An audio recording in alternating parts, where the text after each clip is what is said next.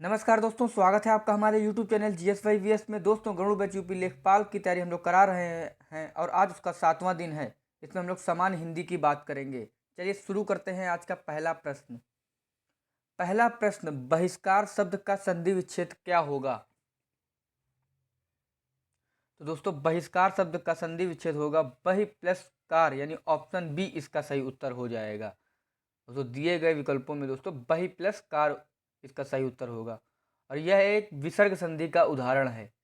अब बात करेंगे विसर्ग संधि। दोस्तों, विसर्ग का स्वर या व्यंजन के साथ मेल होने पर जो परिवर्तन होता है उसे विसर्ग संधि कहते हैं। उदाहरण के लिए ले लीजिए आप नि प्लस चय यानी निश्चय, तथा बात हुई संधि विच्छेद की। तो संधि दोस्तों दो शब्दों के मेल से जो विकार परिवर्तन होता है उसे संधि कहते हैं और संधि के 3 प्रकार हैं: स्वर संधि, व्यंजन संधि और विसर्ग संधि। नेक्स्ट, दूसरा प्रश्न, दिए गए विकल्पों में से तत्सम शब्द है तो आपको बताना है कि तत्सम शब्द कौन सा है। तो ये दोस्तों हो जाएगा ऑप्शन सी बधिर, जो कि तत्सम शब्द है। दोस्तों, तत्सम शब्द वह होते हैं जो ऐसे शब्द जो संस्कृत से ज्यों के त्यों लिए गए हों, वह आपके तत्सम शब्द होते हैं। उदाहरण के लिए पंचम, उष्ट, कूप आदि। तथा कपूर का दोस्तों तत्सम हो जाएगा कर्पूर और सोना का हो जाएगा दोस्तों स्वर्ण, तथा पीठ का तत्सम हो जाएगा आपका पृष्ठ। नेक्स्ट, तीसरा प्रश्न, दिए गए विकल्पों में आपको अशुद्ध वाक्य का चयन करना है। आपको बताना है कि अशुद्ध वाक्य कौन सा है। तो दोस्तों, अशुद्ध वाक्य हो जाएगा आपका ऑप्शन ए, सूरज ने एक नए मोबाइल खरीदा। सूरज ने एक नए मोबाइल खरीदा। दोस्तों, यहाँ पे नए की जगह नया होगा तो पूर्ण वाक्य शुद्ध वाक्य बनेगा आपका, सूरज ने एक नया मोबाइल खरीदा है। अब बात करेंगे सूरज की। दोस्तों, सूरज के पर्यायवाची याद रख लीजिएगा। दोस्तों, हम लोग इसी के साथ में आपको बीच बीच से उठा करके शब्दों को, आपको उनको पर्यायवाची शब्द, संधि विच्छेद और शुद्ध विलोम शब्द ऐसे आपको मैं बीच बीच में बताते रहूँगा, जिससे आपको ये भी रिवाइज होते रहें। तो सूरज के पर्यायवाची हो जाएंगे आपके दिवाकर, भास्कर, सविता, प्रभाकर और दिनकर। नेक्स्ट, चौथा प्रश्न, बहुवचन शब्द की पहचान कीजिए। तो आपको बताना है कि बहुवचन शब्द कौन सा है। इसमें दोस्तों बहुवचन हो जाएगा जटाएं, यानी ऑप्शन सी इसका सही उत्तर हो जाएगा। बाकी सब आपके एक वचन रूप में हैं। अब इनके आपको बहुवचन याद रखने, तो टोपी का दोस्तों टोपियां हो जाएगा, बहन का आपका बहनें हो जाएगा और मुनि का आपका मुनियों हो जाएगा। और जट, जो कि दोस्तों आप जटाएं शब्द बहुवचन है, जिसका एक वचन रूप हो जाएगा जटा हो जाएगा। जटा का जटाएं होता है और जटा स्त्रीलिंग शब्द है, जिसका अर्थ होता है गुत्थे एवं लिपटे हुए बालों की लठ, जैसे साधु संतों की जटा। नेक्स्ट, पांचवा प्रश्न, श्रृंगार का उचित तद्भव शब्द है। तो आपको तद्भव शब्द बताना है कि कौन सा हो जाएगा। तो तद्भव शब्द हो जाएगा दोस्तों ऑप्शन डी श्रृंगार, यानी ऑप्शन डी इसका सही उत्तर हो जाएगा। अन्य विकल्प दोस्तों वर्तनीगत अशुद्ध हैं आपके। और श्रृंगार पुल्लिंग शब्द है, जिसका अर्थ होता है सजावट या सज धज होता है। और श्रृंगार के दोस्तों पर्यायवाची याद रख लीजिएगा अलंकरण, रूप सज्जा, ठाट और साज। अब बात करेंगे तद्भव की। दोस्तों, तद्भव आपका वह हो जाएगा जो संस्कृत से हिंदी में आने पर जिन शब्दों का रूप बदल गया हो, वह आपके तद्भव कहलाते हैं। नेक्स्ट, छठा प्रश्न, बुरे समय को देखकर गंजे तू क्यों रोए, किसी भी हालत में तेरा बाल न बांका होए। उपर्युक्त काव्य पंक्ति में स्थायी भाव क्या है। आपको बताना है कि उपर्युक्त काव्य पंक्ति में स्थायी भाव क्या है। तो दोस्तों, बुरे समय को देखकर गंजे तू क्यों रोए, किसी भी हालत में तेरा बाल न बांका होए। तो ये दोस्तों हास रस का स्थायी भाव है, यानी ऑप्शन ए इसका सही उत्तर हो, स्थायी भाव हास हो जाएगा। दोस्तों, आपको बताया था मैंने कि काव्य को पढ़ने सुनने से उत्पन्न होने वाले आनंद की अनुभूति को साहित्य के अंतर्गत रस कहा जाता है आपका। और हिंदी में स्थायी भाव के आधार पर काव्य में 9 रस बताए गए हैं और टोटल आपके हैं 2 और भी, जिनको टोटल मिला के 11 होते हैं, लेकिन आपके 9 मेन हैं। जैसे कौन कौन से, श्रृंगार रस, तो इसका दोस्तों स्थायी भाव रति होता है और हास्य रस इसका स्थायी भाव हास होता है।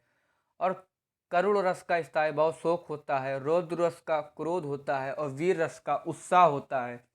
भयानक रस का दोस्तों भय होता है और विभत्स रस का जुगुप्सा होता है तथा अद्भुत रस का विस्मय और शांत रस का निर्वेद। इसके अलावा दो और रस माने जाते हैं, वह आपके हो जाएंगे, वात्सल्य का स्नेह हो जाएगा और भक्ति का वैराग्य स्थायी भाव हो जाएगा। दोस्तों आपसे एग्जामिनर ऐसे ही प्रश्न पूछेगा कि करुण रस का स्थायी भाव क्या है, तो ये दोस्तों शोक हो जाएगा। या आपसे पूछ सकता है कि जुगुप्सा किसका स्थायी भाव है, तो ये दोस्तों विभत्स रस का हो जाएगा। नेक्स्ट 7वां प्रश्न, इसमें आपको ए बी सी में आपको त्रुटि बतानी है कि किसमें त्रुटि है। अगर त्रुटि नहीं है तो आपको ऑप्शन डी लगाना है। तो विकास की आर्थिक निर्भरता आवश्यक होती है, कोई त्रुटि नहीं है, इसमें आपको बताना है। तो दोस्तों इसमें त्रुटि है आपका ऑप्शन ए में, विकास की आर्थिक निर्भरता आवश्यक होती है। दोस्तों इसमें विकास की के स्थान पर विकास के लिए होगा, ना कि विकास की। तो विकास के लिए पूर्ण शुद्ध बनेगा आपका, विकास के लिए आर्थिक निर्भरता आवश्यक होती है। नेक्स्ट 8वां प्रश्न, रति रति शोभा सब रति के शरीर की, उपर्युक्त काव्य पंक्ति में कौन सा अलंकार होगा, ये आपको बताना है कि रति रति शोभा सब रति के शरीर की। तो यह दोस्तों आपकी हो जाएगी यमक अलंकार का हो जाएगा उदाहरण, ऑप्शन डी इसका सही उत्तर हो जाएगा। तो रति रति शोभा सब रति के शरीर, इस वाक्य काव्य पंक्ति में रति शब्द से एक से अधिक बार आया है और हर बार इसका अर्थ भिन्न है। और यहाँ एक रति रति का अर्थ है तनिक तनिक अर्थात सारी, और एक रति का अर्थ कामदेव की पत्नी है। यानी आपका रति रति हो जाएगा तनिक तनिक और दूसरा रति का अर्थ हो जाएगा कामदेव की पत्नी, इसलिए यहाँ पर यमक अलंकार होगा। और दोस्तों यमक अलंकार वहाँ होता है जहाँ एक ही शब्द कई बार अलग अलग अर्थों में प्रयुक्त होता है, वहाँ आपका यमक अलंकार होता है। दोस्तों अलंकार से आपके यूपी लेखपाल में 2 नंबर आपके पक्के हैं, ज़्यादा ही होंगे, कम नहीं हो सकते हैं आपके। अब बात करेंगे अनुप्रास अलंकार की, तो ये होगा दोस्तों जब काव्य में किसी वर्ण की आवृत्ति एक से अधिक बार होती है, अर्थात कोई वर्ण एक से अधिक बार आता है तो उसे अनुप्रास अलंकार कहते हैं। जैसे आपका उदाहरण लीजिए, रघुपति राघव राजा राम पतित पावन सीताराम। और रूपक अलंकार आपका हो जाएगा जब रूप गुण की अत्यधिक समानता के कारण उपमेय में उपमान का भेद रहित आरोप होता है, उसे रूपक अलंकार कहते हैं। जैसे उदाहरण के लिए भुजमन चरण कवल कमल अविनहसी। तथा श्लेष अलंकार का हो जाएगा आपका जब एक शब्द के अनेक शब्द अर्थ चिपके होते हैं, जब काव्य में कोई शब्द एक बार आए और उसके एक से अधिक अर्थ प्रकट हों तो उसे श्लेष अलंकार कहते हैं। मधु उदाहरण के लिए ले लीजिए, मधुबन की छाती को देखो सूखी इसकी कितनी कालियाँ। नेक्स्ट 9वां प्रश्न, इसमें आपको मोटे छपे शब्द की शुद्ध वर्तनी बतानी है कि देश रक्षा के लिए प्रत्येक नागरिक को उद्धत रहना चाहिए। तो आपको उद्धत का बताना है कि क्या होगा। तो दोस्तों देश रक्षा के लिए प्रत्येक नागरिक को उद्यत रहना चाहिए, ना कि उद्धत रहना चाहिए। ऑप्शन सी इसका सही उत्तर हो जाएगा। उद्यत दोस्तों एक विशेषण शब्द है जिसका अर्थ होता है प्रस्तुत या आमादा, और उद्यत शब्द में व्यंजन संधि है। और उद्यत शब्द के पर्यायवाची याद रख लीजिएगा कि तैयार, मुस्तैद और कटिबद्ध। नेक्स्ट 10वां प्रश्न, महात्मा शब्द में समास है, तो आपको बताना है कि महात्मा शब्द में कौन सा समास है। तो महात्मा शब्द में दोस्तों कर्मधाराएं समास है, यानी ऑप्शन सी इसका सही उत्तर हो जाएगा। अब महात्मा का उचित समास विग्रह है महान है जो आत्मा अर्थात महात्मा, यह कर्मधारय समास का उदाहरण है। तथा दोस्तों आपका तत्पुरुष समास ये हो जाएगा आपका जिन समास में प्रथम पद गौड़ और उत्तर पद की प्रधानता होती है और समास करते वक्त बीच की विभक्ति का लोप हो जाता है, वह आपका तत्पुरुष समास कहलाता है। जैसे बोलते हैं यश को प्राप्त, तो यश प्राप्त हो जाएगा और यहाँ से को हट जाएगा। और द्विग समास आपका वहाँ हो जाएगा जिस समास में पूर्व पद पहला पद संज्ञावाचक विशेषण हो। जैसे आपका 4 राहों का समूह यानी चौराहा, मतलब एक शब्द मिलके जिसमें संख्यावाचक शब्द आपका पहले आ जाए तो वह आपका द्विग समास हो जाएगा। और द्वंद्व समास आपका वह हो जाएगा जिस समास में दोनों पद प्रधान हो तथा विग्रह करने पर उनके बीच तथा या अथवा एवं और का प्रयोग होता है, वहाँ आपका द्वंद्व समास हो जाता है। नेक्स्ट 11वां प्रश्न, आपको बताना है कि त्रुटि ए बी सी में किसमें त्रुटि है। अगर कोई त्रुटि नहीं है तो आपका ऑप्शन डी लगाना है। तो इसमें दोस्तों त्रुटि है आपका ऑप्शन बी में, यानी काला अक्षर गाय बराबर, कोई त्रुटि नहीं, तो आपको इसमें गाय गाय में त्रुटि है। तो गाय के स्थान पर दोस्तों गाय हो जाएगा, ना कि आपका गाय गाय रहेगा। तो इसका सही उत्तर हो जाएगा आपका काला अक्षर भैंस बराबर होगा, यहाँ पे गाय नहीं होगा दोस्तों यहाँ पर। तो त्रुटि आपकी यही है कि आपका यह हो जाएगा काला अक्षर भैंस बराबर, ना कि गाय बराबर, भैंस बराबर। कहते नहीं हम लोग उदाहरण के लिए, वो लड़का टीचर बोलते नहीं सुना होगा आपने कि बिल्कुल तुम काला अक्षर भैंस बराबर हो, इसका अर्थ होता है दोस्तों अनपढ़ है बिल्कुल मत। नेक्स्ट 12वां प्रश्न, ज्ञानवान का स्त्रीलिंग शब्द है। तो ज्ञानवान का स्त्रीलिंग शब्द हो जाएगा ज्ञानवती, यानी ऑप्शन डी इसका सही उत्तर हो जाएगा। ज्ञानवत दोस्तों एक विशेषण शब्द है जिसका अर्थ होता है योग्य एवं समझदार होना, तथा ज्ञानवान के पर्यायवाची याद रख लीजिएगा कि विद्वान, सुविज्ञ, आलिम, विवेकी और ज्ञानी। आपको ऐसे ही पर्यायवाची पूछ लेगा कि आलिम किसका पर्यायवाची है, तो ज्ञानवान का है। तो ऐसे मतलब ऐसे आपको फंसाने के लिए एग्जामिनर मतलब जो कभी आप नहीं सुने होंगे वही आपसे पूछेगा। नेक्स्ट 13वां प्रश्न, लोकोकृति और मुहावरों के सही अर्थ चुनकर लिख लिया। आपको बताना है कि मुहावरे और लोकोकृति सही अर्थ बताना है कि आसमान से गिरे और खजूर में अटके। कहते नहीं आसमान से गिरे और खजूर में अटके गिर गए, यानी एक मुसीबत खत्म ना हो दूसरी हाजिर हो जाए। कहते नहीं मैं ज़िंदगी में बहुत परेशान हो गया, एक मुसीबत ख़त्म नहीं होती और दूसरी आ जाती है, तो वही वाली बात हुई आसमान से गिरे और खजूर में अटके। नेक्स्ट 14वां प्रश्न, आज कॉलेज खुला होगा, यह वाक्य किस काल का है। तो आज कॉलेज खुला होगा यह वाक्य दोस्तों संदिग्ध वर्तमान काल का हो जाएगा, यानी ऑप्शन सी इसका सही उत्तर हो जाएगा, संदिग्ध वर्तमान काल का। और क्रिया के जिस रूप में वर्तमान काल क्रिया के होने या करने पर शक हो उसे दोस्तों संदिग्ध वर्तमान काल कहते हैं। यानी अर्थात जिन वाक्यों के अंत में ता होगा, ती होगी और ते होंगे आदि होते आते हैं उसे संदिग्ध वर्तमान काल कहते हैं। और काल दोस्तों आपके पता ही होगा आपको 3 काल होते हैं, सामान्य वर्तमान काल, पूर्ण वर्तमान काल और क्या कहते हैं सॉरी, इसमें आपके काल आपको पता होगा कि आपके प्रेजेंट काल हो जाएगा। प्रेजेंट मतलब दोस्तों आपको पता ही होगा कि काल आपके 3 प्रकार के होते हैं, वर्तमान काल, भूतकाल और भविष्य काल। ये आपके तीनों काल हो जाते हैं। नेक्स्ट 15वां प्रश्न, मैं भी दोस्तों इंसान ही हूँ, कभी कभी गलतियाँ मुझसे भी हो जाती हैं, ऐसा तो नहीं है कि एकदम से मैं सब कुछ दिमाग में आ जाता है। निम्नलिखित प्रश्न में दिए गए वाक्यांश के लिए एक शब्द चुनिए। तो आपको बताना है कि एक शब्द कौन सा होगा। अब दोस्तों एक साथ आप 3 क्लासों को हैंडल कर रहे होते हैं, तीनों की वीडियो आपको बनानी होती है, तो दिमाग में प्रेशर अच्छा खासा हो जाता है। जीएस की भी मैं ही क्लास लेता हूँ और हिंदी की भी लेता हूँ और क्या कहते हैं ग्राम समाज एवं विकास की क्लास लेता हूँ। दोस्तों अभी कुछ दिनों की अभी से बात है, उसके बाद नया टीचर आपके बीच में आपको कुछ वो भी आपको पढ़ाएंगे अलग से, और एक दो वीडियो मैं भी करता रहूँगा साथ में आपके, वो भी आपके टीचर करते रहे। तो निम्नलिखित प्रश्न में दिए वाक्यांश के लिए शब्द हो जाएगा दोस्तों आपका जो तेजहीन हो, तो वह आपका हो जाएगा निस्तेज, यानी ऑप्शन डी इसका सही उत्तर हो जाएगा। और निस्तेज का दोस्तों उचित संधि विच्छेद हो जाएगा नि प्लस तेज, ये इसका निस्तेज का संधि विच्छेद हो जाएगा। और यह विसर्ग संधि का उदाहरण है, याद रख लीजिएगा। अच्छा, और निर्भय दोस्तों आपका हो जाएगा जिसमें कोई भय ना हो, ये वाक्यांश इसका हो जाएगा जिसमें कोई भय ना हो। और निर्दोष आपका हो जाएगा जिसमें कोई दोष ना हो, वह आपका निर्दोष कहलाता है। और निर्मम दोस्तों उसको बोलेंगे जिसके हृदय में ममता ना हो, मतलब बहुते कठोर है, ममता है ये नहीं। नेक्स्ट 16वां प्रश्न, भौरा फूलों पर मंडरा रहा है, इस वाक्य के रेखांकित शब्द में कौन सा कारक है?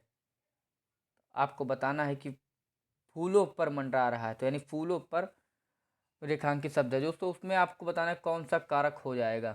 तो इसमें दोस्तों अधिकरण कारक हो जाएगा, यानी ऑप्शन बी इसका सही उत्तर हो जाएगा।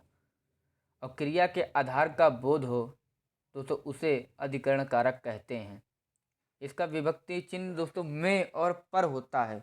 आपका अगर में और पर आ जाए तो आप आँख मूंद के अधिकरण कारक लगाए हैं। और भीतर, अंदर, ऊपर, बीच आदि शब्दों का प्रयोग इस कारक में किया जाता है। अब बात करेंगे कारक की, तो कारक की परिभाषा याद रख लीजिएगा। संज्ञा या सर्वनाम के जिस रूप से वाक्य के अन्य शब्दों के साथ उसके संबंध का बोध होता है उसे कारक कहते हैं। और हिंदी में 8 कारक होते हैं, याद रख लीजिएगा। कर्ता, कर्म, करण, संप्रदान, अपादान, संबंध, अधिकरण और संबोधन। नेक्स्ट 17वां प्रश्न, स्तुति शब्द का विलोम शब्द छांटिए। तो आपको बताना है कि स्तुति शब्द का विलोम शब्द क्या होगा। स्तुति शब्द का दोस्त विलोम शब्द हो जाएगा निंदा, यानी ऑप्शन डी इसका सही उत्तर हो जाएगा। और निंदा का अर्थ तो पता ही होगा आपको कि बुराई करना, किसी की बुराई करना। और इस अन्य के विलोम शब्द याद रखिए। बंद का दोस्तों विलोम शब्द हो जाएगा मोक्ष, और दुर्गंध का हो जाएगा सुगंध, और घात का हो जाएगा प्रतिघात। नेक्स्ट 18वां प्रश्न, निम्नलिखित लोकोक्तियों मुहावरों के सही अर्थ चुनकर लिखिए। आपको बताना है मुहावरा कि कानो कान खबर ना होना।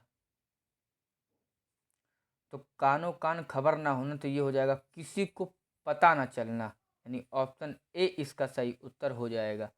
किसी को पता ना चलना। वाक्य नहीं सुन, आपको वाक्य बनेगा इसका, आजकल तो लोगों के घर में शादी तक तय हो जाती है, किसी को कानो कान खबर भी नहीं पड़ती। नेक्स्ट 19वां प्रश्न, निम्न प्रश्नों में अनेकार्थी शब्द दिए गए हैं, एक अर्थ शब्द के साथ ही लिखा है, दूसरा अर्थ आपको बताना है। कि सारंग का मोर हो जाएगा, तो दूसरा क्या होगा? सारंग का मोर है तो दूसरा आपका बन जाएगा बादल, यानी ऑप्शन सी इसका सही उत्तर हो जाएगा। अब बात हुई सारंग की, तो सारंग के अनेकार्थी शब्द याद रख लीजिएगा कि पपीहा, राजहंस, कामदेव, कमल और सांप, हिरण, ये आपके सारंग के अनेकार्थी शब्द हो जाएंगे। तथा विधि के अनेकार्थी शब्द याद रख लीजिएगा कि भाग्य, रीति और कानून। तथा इंद्र की याद रख लीजिएगा कि इंद्र का हो जाएगा अनेकार्थी शब्द विष्णु, सूर्य और हरि, और कान का हो जाएगा श्रुति और वेद। नेक्स्ट 20वां प्रश्न, विपिन का पर्यायवाची शब्द बताइए। तो विपिन का पर्यायवाची शब्द आपको बताना है, जिसका सही उत्तर हो जाएगा कानन, यानी ऑप्शन बी इसका सही उत्तर हो जाएगा। विपिन का पर्यायवाची कानन हो जाएगा। और विपिन के अन्य पर्यायवाची याद रख लीजिएगा कि अक्ष, कांतार, जंगल, वन, अरण्य और गहन, ये आपके विपिन के अन्य पर्यायवाची हो जाएंगे। तथा वृक्ष के पर्यायवाची याद रख लीजिएगा कि पदम, विटप और पेड़। मारुत के हो जाएंगे कुसुम, मंजरी और सुमन। तथा पुष्प के हो जाएंगे आपके, मारुत के आपके हो जाएंगे बयार, पवन और वायु। और पुष्प के आपके हो जाएंगे सुमन, कुसुम और मंजरी। नेक्स्ट 21वां प्रश्न, निम्न प्रश्नों में अनेकार्थी शब्द दिए गए हैं, एक अर्थ दिया है, दूसरा आपको बताना है। कि तीर का बाण हो जाएगा, तो दूसरा क्या होगा? तो तीर का बाण है तो दूसरा तीर का हो जाएगा तट, यानी ऑप्शन सी इसका सही उत्तर हो जाएगा। और तीर के अन्य अनेकार्थी शब्द याद रख लीजिएगा किनारा और समीप। तथा सर्प का याद रख लीजिएगा कि हाथी, नकेसर और नाग। और अग्नि का याद रख लीजिएगा कि पत्र, पृष्ठ, अग्नि का हो जाएगा तप, तपस्या और साधना। तथा पंख का हो जाएगा आपका पत्र, पृष्ठ और चिट्ठी। नेक्स्ट 22वां प्रश्न, वायुयान के उतार चढ़ाव से यात्री गए। आपको इसमें रिक्त स्थान भरना है कि वायुयान के उतार चढ़ाव से यात्री घबरा गए, यानी ऑप्शन बी इसका सही उत्तर हो जाएगा। जैसे कभी कभी वीडियो करते करते मैं घबरा जाता हूँ, तो वही वाला हाल इसमें है कि आपको दोस्तों समय इसमें बहुत लग जाता है अच्छा खासा करने में। पहले साथ में जो हमारे साथ लोग जुड़े हुए हैं वो कंटेंट बनाते हैं, सोचते हैं, ऐसे ही कुछ भी आपको नहीं प्रोवाइड करा देते हैं, इसलिए कभी कभी देर भी हो जाती है समय के कारण। नेक्स्ट 23वां प्रश्न, निम्नलिखित प्रश्नों में दिए गए वाक्यांश के लिए एक शब्द चुनिए कि जो ग्रहण करने योग्य ना हो। तो जो ग्रहण करने योग्य ना हो जाएगा आपका अग्रह, यानी कि ऑप्शन डी इसका सही उत्तर हो जाएगा, अग्रह। ये इसका सही उत्तर हो जाए। ग्रह शब्द में दोस्तों आ उपसर्ग के योग से आग्रह बना है, और ग्रह के पर्यायवाची याद रख लीजिएगा, स्वीकार करने योग्य और लेने योग्य। नेक्स्ट 24वां प्रश्न, दिए गए विकल्पों में शुद्ध वाक्य का चयन कीजिए। इसका शुद्ध वाक्य हो जाएगा बच्चों पर गुस्सा न करो, ये इसका शुद्ध वाक्य है। अब आपको इसमें भी गुस्सा दोस्तों में इसमें देख चीज़ गुस्सा के पर्यायवाची शब्द याद रख लीजिएगा कि रोष, कोह, अमर्ष, प्रतिघास, आक्रोश और क्रोध। ये आपका गुस्सा। और दोस्तों मैंने खाना है, यहाँ पे मैंने खाना नहीं होगा, मुझे खाना है। और हत्यारे को मृत्युदंड की सजा मिली, ये नहीं होगा यहाँ पे, ये होगा हत्यारे को मृत्युदंड मिला। तथा आपको बेशुमार परेशानी है, तो ये गलत है, यहाँ पे ये हो जाएगा आपको बेहद परेशानी है। नेक्स्ट 25वां प्रश्न, इसमें आपको रिक्त स्थान भरना है कि मुझ में बहुत कम है। तो मुझ में शक्ति बहुत कम है, यानी ऑप्शन सी इसका सही उत्तर हो जाएगा। और शक्ति के जो कि स्त्रीलिंग शब्द है, इसका अर्थ होता है ताकत या पराक्रम, और शक्ति के पर्यायवाची हो जाएंगे ताकत, जोर, क्षमता तथा बल। दोस्तों आई होप आपको वीडियो अच्छी लगी हो, अगर अच्छी लगी इसको लाइक करें, कमेंट करें एंड चैनल को सब्सक्राइब करें। धन्यवाद।